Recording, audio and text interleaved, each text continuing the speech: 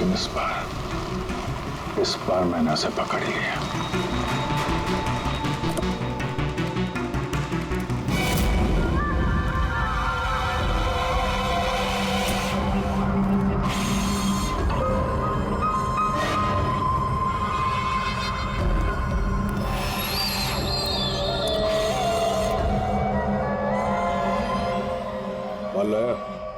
जी, आपने जितना बोला था उतना है।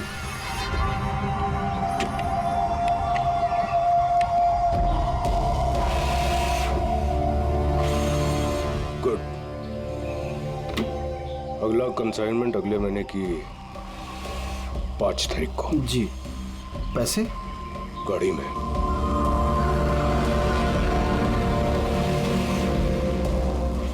क्या बात है, इतना पसीना क्यों आ रहा है? पसीना? नहीं तो। जिस स्कूल में तुझे एडमिशन नहीं मिला था ना, उस स्कूल का हेडमास्टर था मैं। क्या छुपा रहा है? नहीं, कुछ भी नहीं। ओह, तो ये बात है। किसने भेजा? सीआईडी को बुलाया तूने? विक्रांत को धोखा देना बहुत महंगा पड़ेगा तुझे।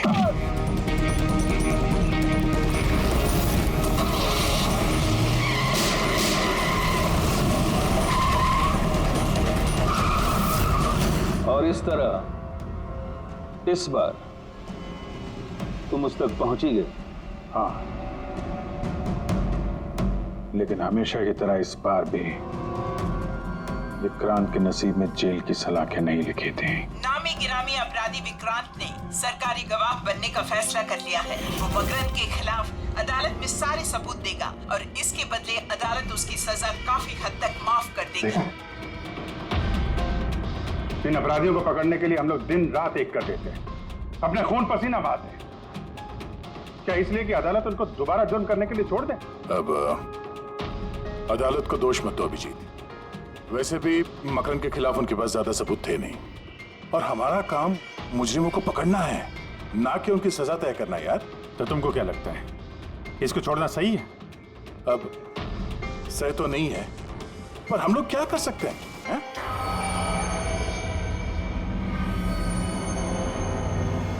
कर सकते हैं दया,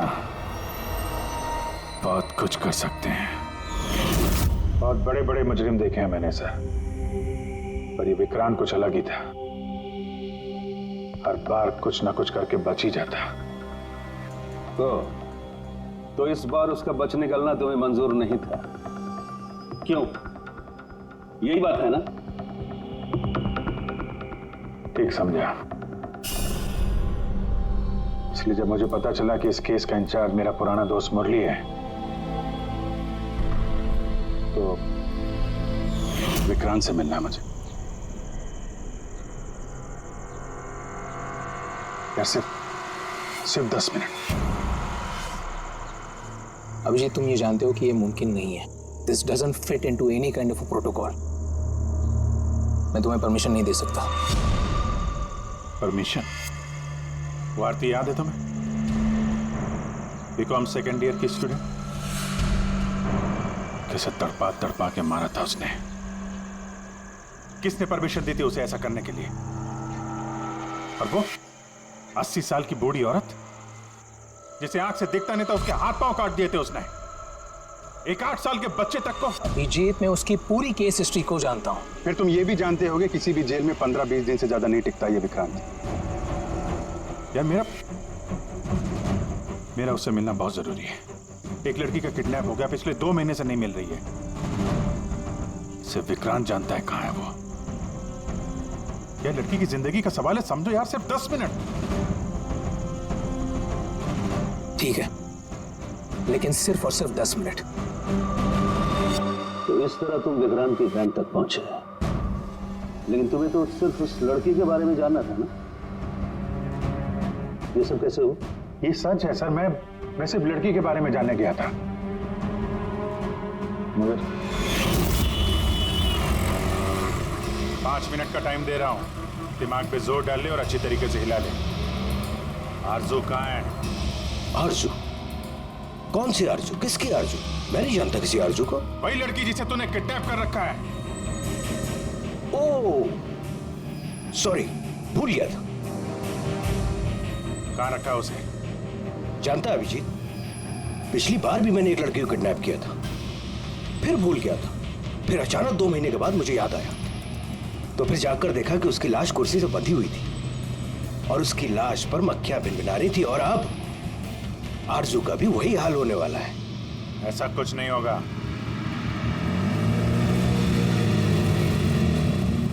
कहाँ है आरजू? हाँ, याद आया,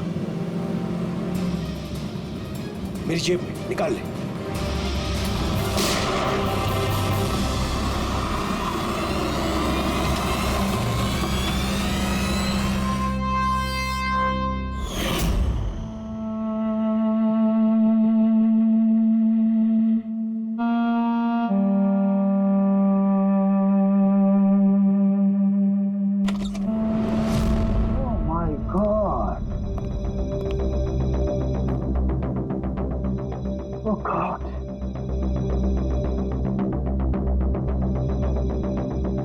मुझे तुम जैसे जिम्मेदार ऑफिसर से ये उम्मीद नहीं थी मुरली।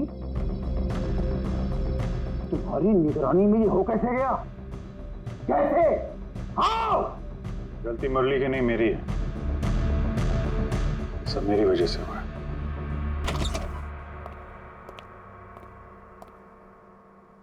वाह वाह, क्यों एसपी साहब, बड़ा गर्व हो रहा होगा आपको। तो इतिहास में पहली बार किसी सीआईडी ऑफिसर के हाथों खून हुआ है, और वो भी एक सरकारी गवाह का।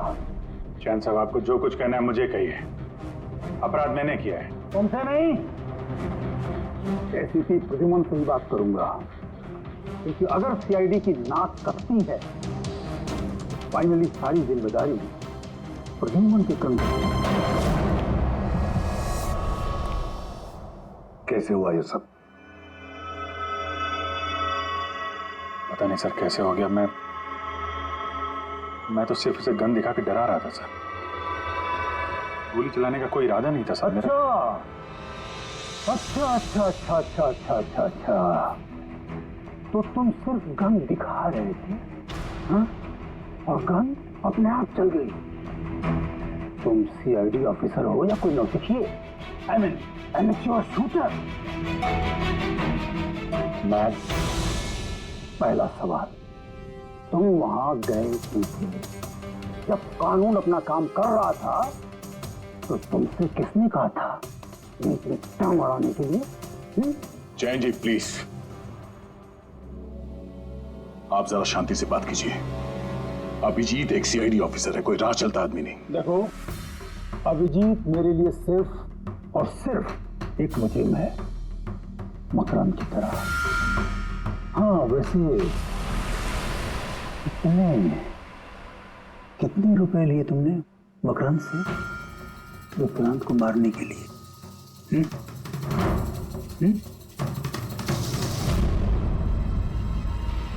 अगर तुम एक वकील ना होते और मैं एक सीआईडी ऑफिसर नहीं होता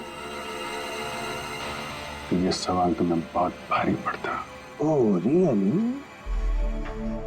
देखो देखो देखो देखो, ऐसे तो प्रद्युमन, इसके तेवर तो देखो, फोन करके बैठा है और मुझ जैसे लॉयर को, सीनियर लॉयर को धमकी दे रहा है।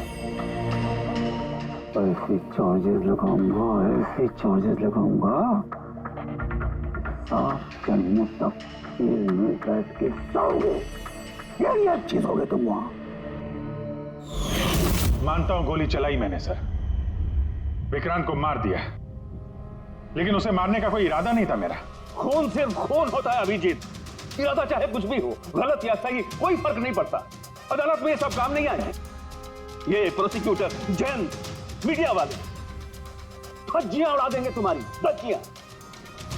इस जुर्म की सजा भुगतने के लिए मैं तैयार हूं सर, लेकिन जयंत और मीडिया वाले जो मुझ पर इल्जाम लगा रहे हैं मकरंद से मिले होने का, यह मैं कभी बर्दाश्त नहीं कर सकता। अभिजीत, फिर तो तुम्हें कोई नहीं बचा सकता।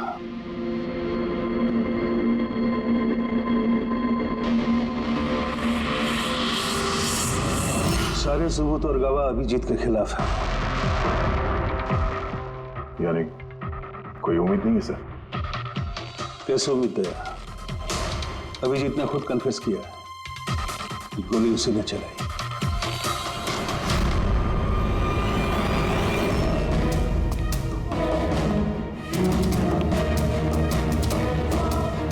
विक्रांत की मौत अभिजीत की गोली से नहीं हुई है। मतलब ये कि विक्रांत को गोली लगी है ठीक फेफड़ों के नीचे, और जब गोली फेफड़ों के नीचे लगती है तो इंसान की मौत होने में 20 से 30 मिनट लगते हैं, और विक्रांत की मौत तुरंत हो गई थी। एग्जैक्टली। इसीलिए मैं कहता हूं विक्रांत की मौत अभिजीत की गोली से नहीं हुई है, इसकी कोई और वजह है। और क्या वजह हो सकती है? उस वैन में ड्राइवर अभिजीत और विक्रांत के अलावा और कोई नहीं था। एक गोली चली, वो भी अभिजीत के गन से। उस वक्त वैन के अंदर कोई और नहीं था, और वैन के बाहर तो कोई और हो सकता है।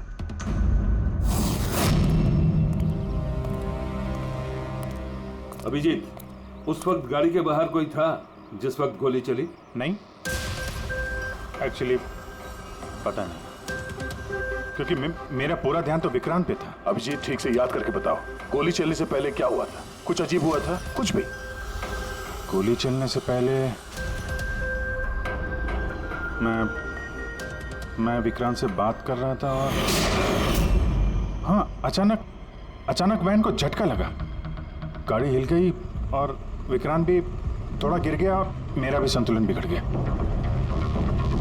और गोली चल गई। एक मिनट, झटका लगा?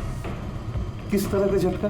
जैसे सड़क पे अचानक से कोई गड्ढा आ गया, पूरी वैन हिल गई। लेकिन यहाँ तो सड़क बिल्कुल ठीक है, दूर दूर तक कहीं कोई स्पीड ब्रेकर भी नहीं है, स्मूथ। यहाँ गड्ढा कैसे आ सकता है? हाँ साहब, झटका लगा था। मेरी पूरी वैन यूं दाईं तरफ मुड़ गई।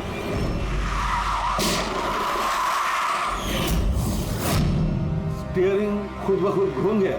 हाँ साहब। ये कैसे हो सकता है? साहब, ये तो मुझे भी पता नहीं चला कैसे हो गया। इससे पहले कि मैं वैन को संभाल पाता, पीछे से गोली चलने की आवाज आ गई।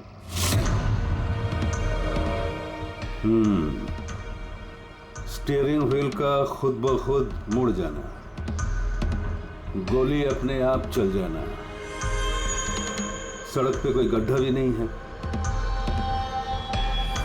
आखिर यहाँ हुआ तो क्या हुआ?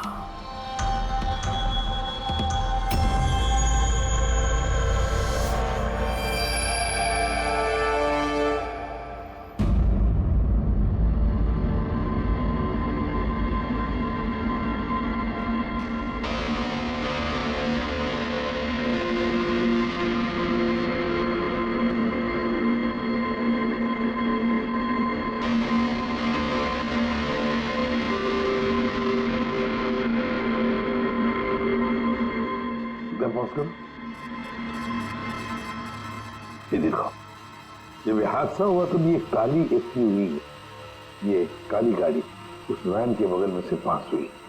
मतलब सर, विक्रांत का खूनी शायद इसी गाड़ी में? हाँ, हो सकता है। सर, ये गाड़ी कहीं रुकी नहीं सर, ये सीधे सीधे चली गई और दूसरी गोली की आवाज भी नहीं आई।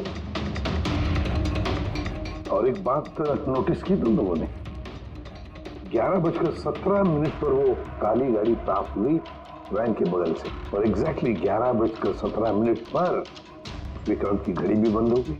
हाँ सर, अभिजीत की घड़ी भी 11:17 को ही बंद हुई थी।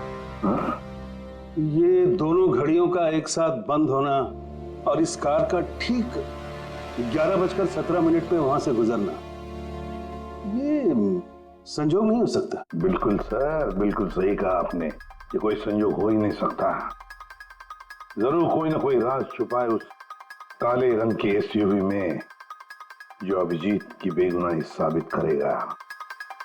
तो यहाँ इस फुटेज में इस गाड़ी का नंबर तो दिख नहीं रहा है। इस जगह से 5 किलोमीटर दूर सर टोल नाका है, वहां के सीसीटीवी फुटेज से शायद इस कार की डिटेल मिल जाए। हाँ।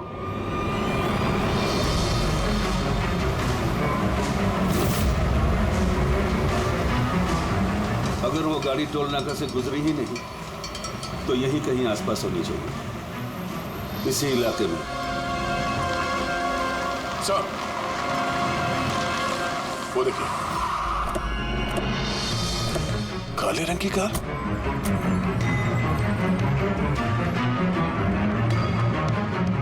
Oh no. फ्रेडी, जरा आगे चेक करो।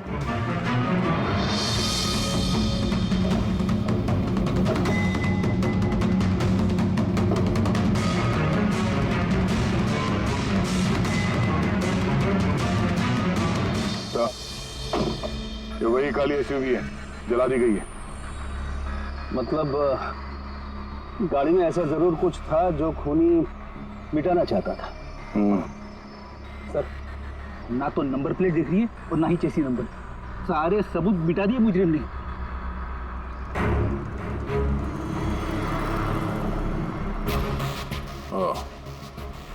फिर एक काम करो, जरा आसपास पूछताछ करो, देखो किसी ने यहाँ पे कुछ देखा है क्या।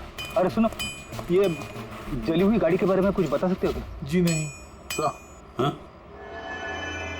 ये देखिए, सीट के नीचे ये डिवाइस पड़ा था। Electric device. हाँ सारुण के, क्या डिवाइस है, कुछ पता चला? हाँ बॉस, पता तो चल गया है, लेकिन इसे अच्छी तरह से समझाने के लिए मुझे एक डेमो देना पड़ेगा आप लोगों को। मान लीजिए कि ये विक्रांत है और हम इसे मारना चाहते हैं, लेकिन हम इसके करीब नहीं जा सकते हैं, तो फिर इसे कैसे मारा जाए? कैसे? डॉक्टर सालुंखे, हमें पता होता तो आपके पास क्यों आते? प्लीज आगे बताइए। हाँ, बताता हूं।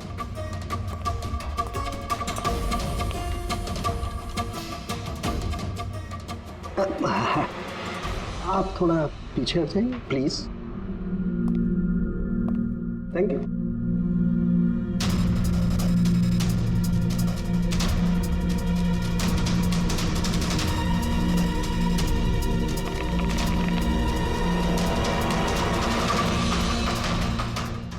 देखा आपने बॉस, बिना नजदीक जाए इसे ऐसे मारा जा सकता है। ये आपने किया कैसे सर? क्योंकि जैसे ही हमें इस डिवाइस के बारे में पता चला, हमने विक्रांत के पुराने मेडिकल रिपोर्ट्स मंगवाए जेल में से। ये स्कैन 2 महीने पुराना है और ये वाला स्कैन ये हमने कल रात को लिया, उसके मरने के बाद।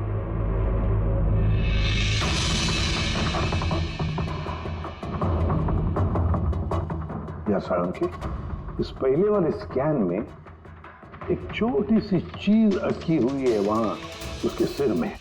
वही चीज इस 2 महीने बाद वाले स्कैन में शिफ्ट हुई है, हिल गई है, पीछे आ गई है।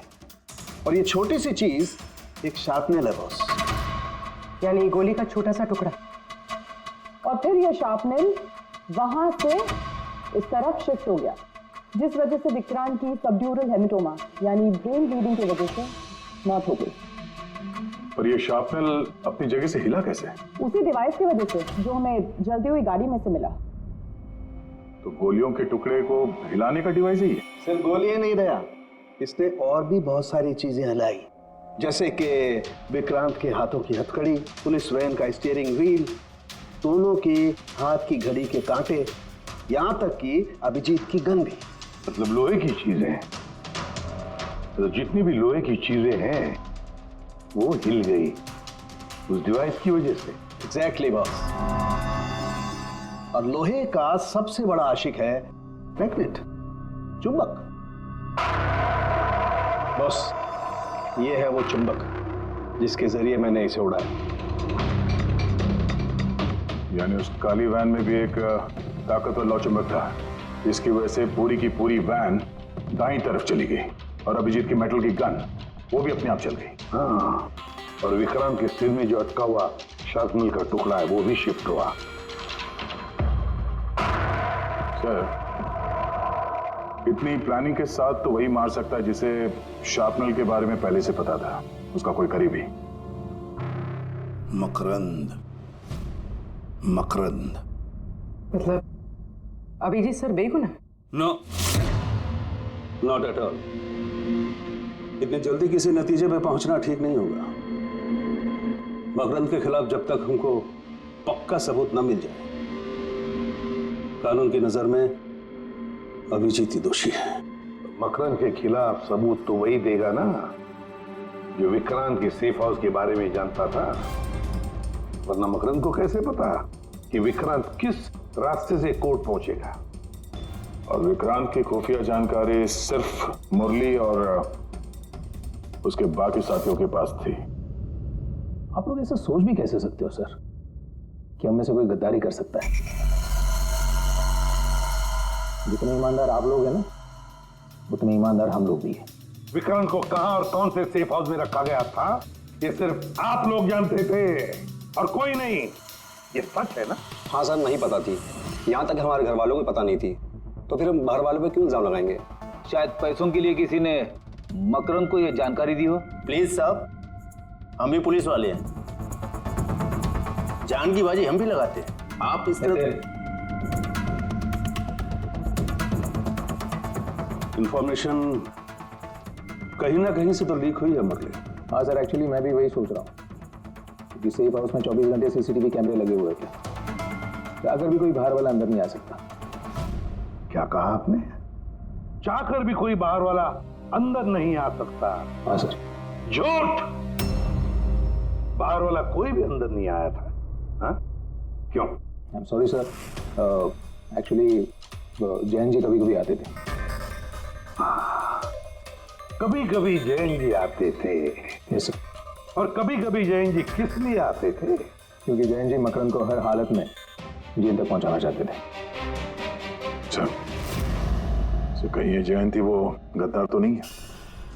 वैसे भी कुछ ही दिनों में रिटायरमेंट होने वाला था, आखिरी केस था उनका। सोचा होगा संन्यास लेने से पहले थोड़े बहुत पैसे बना लो। सर, हाँ। सर राकेश जयंत ने काफी पैसे बनाए। अभी 10 दिन पहले इसने पुणे में 10 करोड़ का फार्म हाउस खरीदा है। क्या? हाँ सर, ये रहे उस पार्टी के फोटोग्राफ।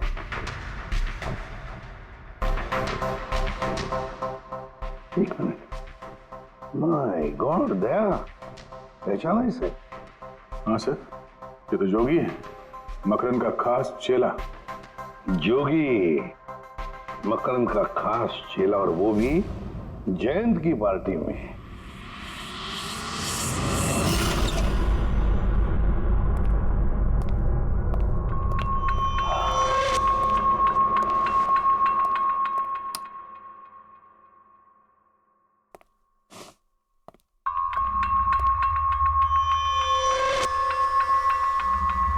तुम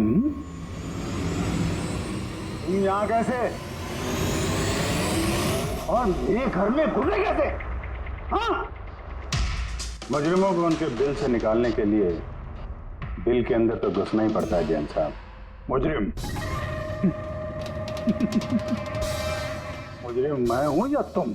मैं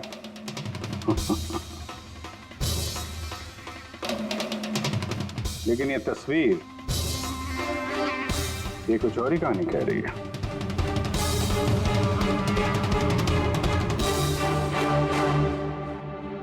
नो, आई डोंट नो, मैं नहीं जानता। नहीं जानते?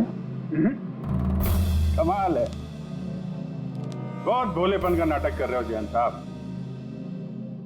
मकरंद के पैसों से ये फार्म हाउस खरीद लिया और अब उसके चेले जोगी को पहचानने से भी इनकार कर रहे हो। What nonsense!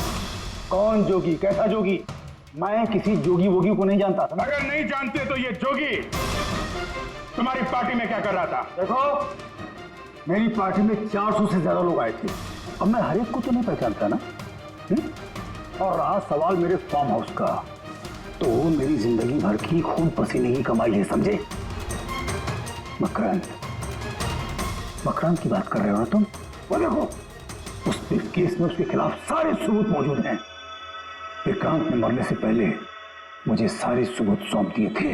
मकरंद को तो मैं फांसी पर लटकाऊंगा और साथ में तुम्हें भी। लाइट हो क्या हुआ? स्विच तो ऑन है। हुआ क्या लाइट को?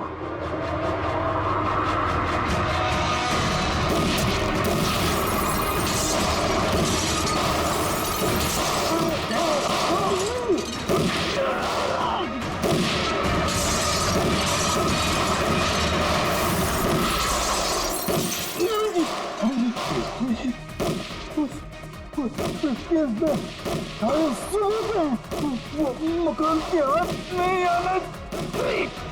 जैन जी,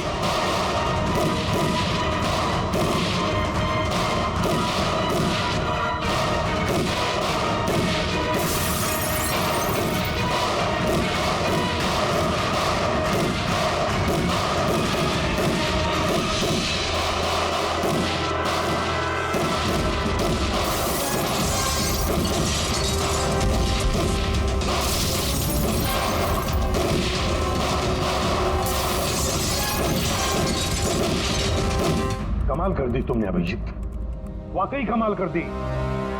पर पूरी मीडिया तुम्हारे जान के पीछे पड़ी है, अब तो उनको लॉटरी लग गई। अब कह रहे जैन का खूनी अभिजीत है। सर उनके कहने से क्या होता है? आपको पता है मैं निर्दोष हूं सर। लेकिन तुम्हें वहां जाने की जरूरत क्या थी जैन के घर में?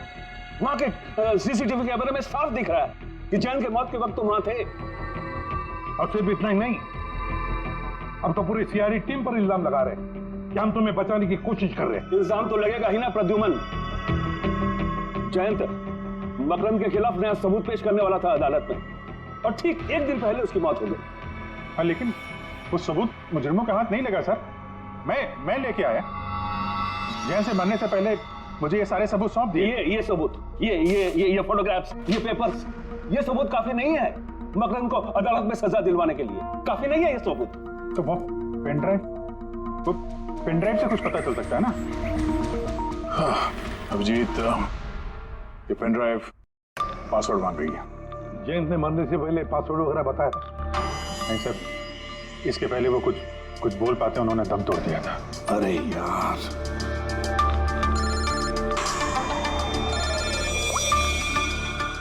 हेलो, हाँ पूर्वी। अच्छा,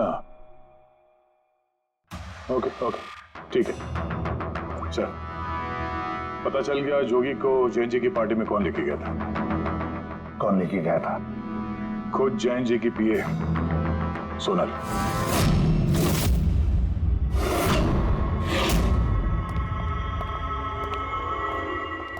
सर ये सब?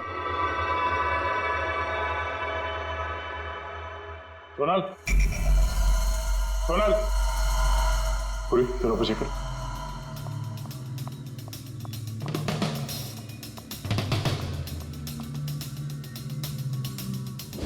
सोनल,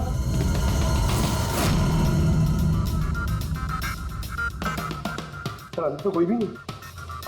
सर कोई नहीं होगा। तो सोनल गई कहाँ?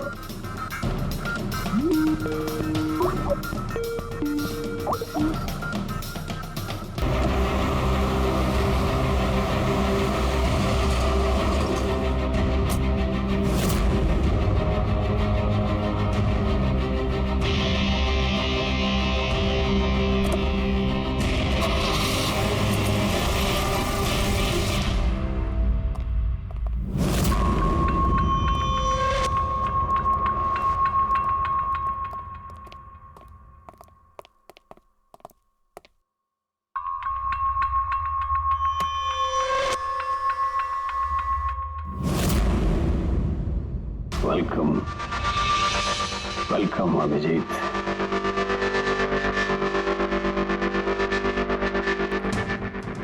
मकरंद के आशियाने में तुम्हारा स्वागत है।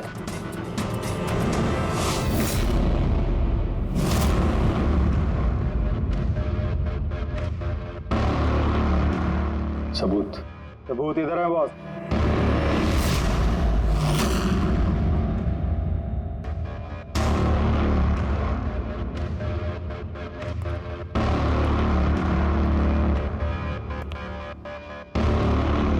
मकरंद, सबूत तुम्हें मिल चुका है, अब सोनल को जाने दो।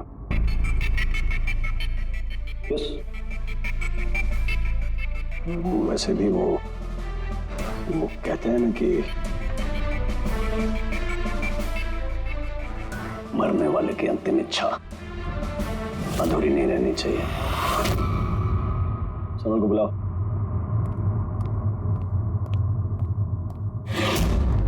चल।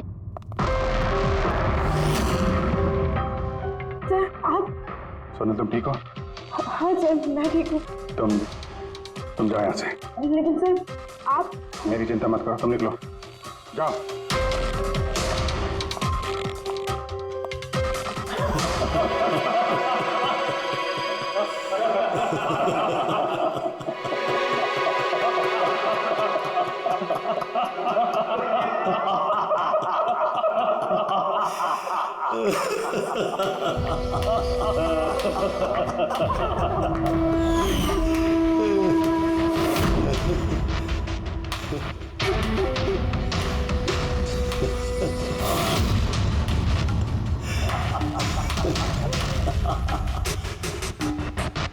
सोनल, तुम भी? मानते हो ना मेरे दिमाग को? तुम सीआईडी वालों को भी मैंने चकमा दे दिया।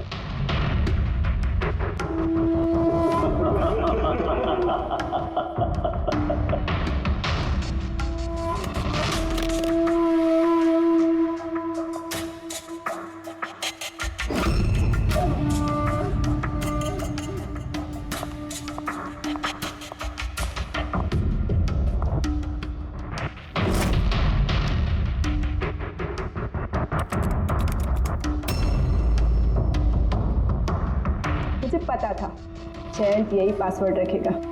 मकरम विल डाई। Now,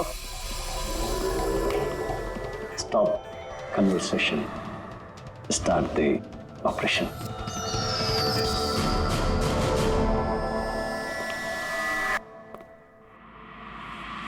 मरने का टाइम हो गया। टाइम हो गया? नहीं तो?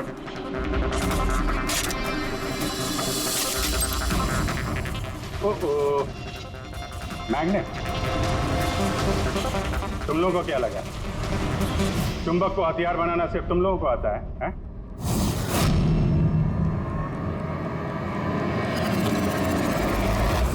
इस ब्रीफकेस में वैसा ही चुंबक है जैसा तुम लोगों ने उस गाड़ी में लगाया था विक्रांत को मारने के लिए। मकरंद, खेल खत्म तुम्हारा।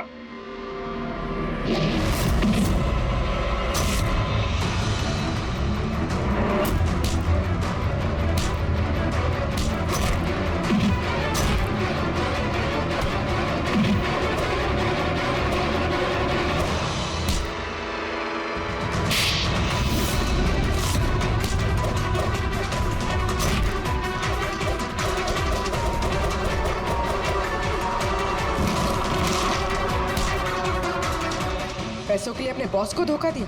हाँ?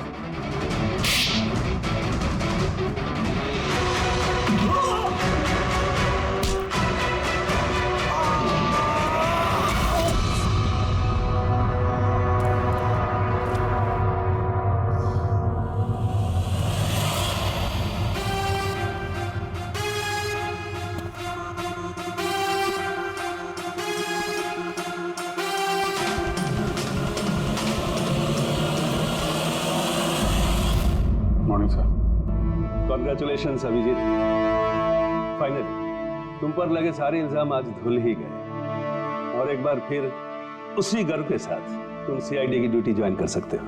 Thank you sir. सर, हमने आरजू को बचा लिया सर। मकरन के साथियों को पता था कि विक्रांत ने उन्हें कहाँ कैद करके रखा था, पर सर जयंत जी का सपना पूरा नहीं हो पाया मकरन को जेल भेजने का। चलो जो भी है, all well that ends well.